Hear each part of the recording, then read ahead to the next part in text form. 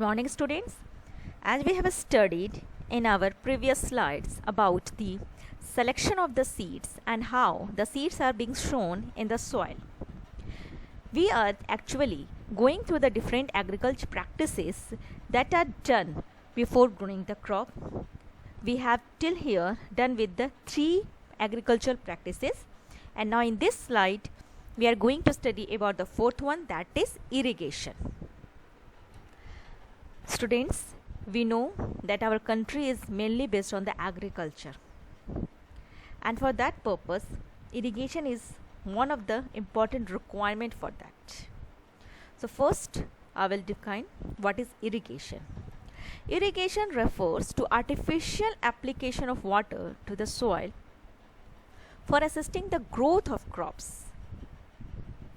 Seeds sown in the soil require water for their growth.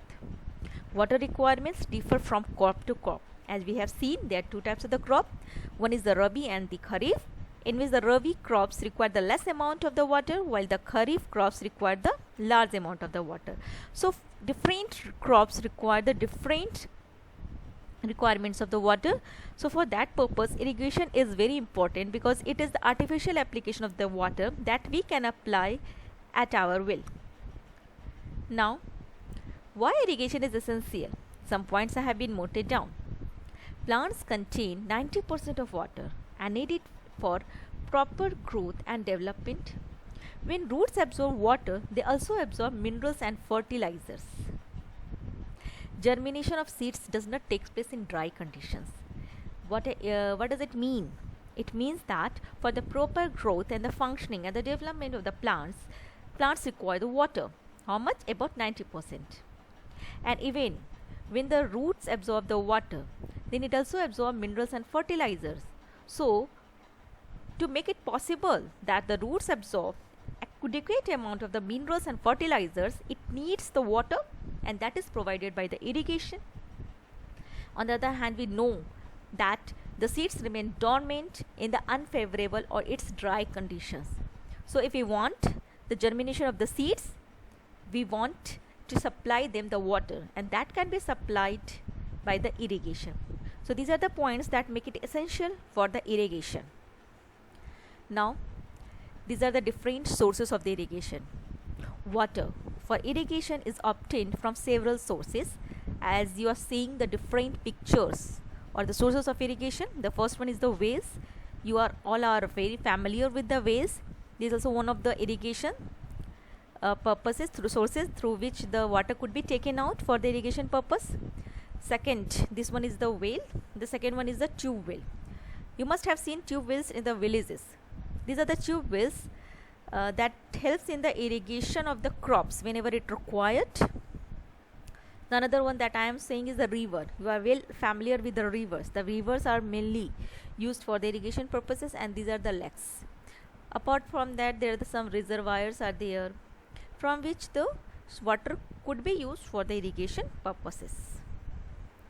Now here in this slide I am showing you the mind map of the methods of the irrigation. Actually there are the 2 methods of irrigation, or we can say methods of irrigation can be considered under 2 broad categories. So what are those 2 broad categories? The first one is the traditional and another one is the modern methods. So we will see in the upcoming slides what are these 2.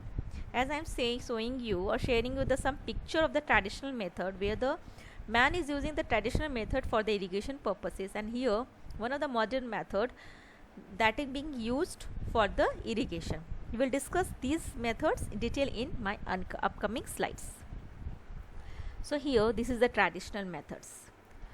Traditional means what? You know, traditional means the method that is employed for many years by the people. So traditional methods are the ones that uses the cattle and the human labor. As you can see in the different pictures, the human labor is there. Humans are, you can see the human here. There is a human, and they are also using the cattle for their purposes. They are cheaper but less efficient. Some of the disadvantages, advantages have been given here. What are the advantages? That they are cheaper but they are less efficient. Means they are not giving the as much output as they are required. So what are the some of the traditional methods? Some are the rahat, dhikli, moat, chain pump, furrow irrigation, etc. You can see the furrow irrigation, in which what is happening? A long narrow cut has been made in the ground using a floor. So what are the purpose of that? The purpose is for the holding water for the crops. So this is one of the traditional methods through which the people used to irrigate their lands. There are some advantages over there, that's very cheaper, that are done by the cattle and human labor, but some of the disadvantages also there. Now this is the modern methods. So what are the modern methods? There are sprinkler irrigation and the drip irrigation. There are two examples of modern method of irrigation, and these methods also help in saving water. So how does it happen? We will see in this slide. First of all, I will go through the sprinkler irrigation. It is a method that involves pumping water under pressure through nozzles. Can you see here? Here are the nozzles, and through pressure the water is being pumped and spraying it over soil like artificial rain. You can see this is the sprinkler, this is the sprinkler, this is the sprinkler.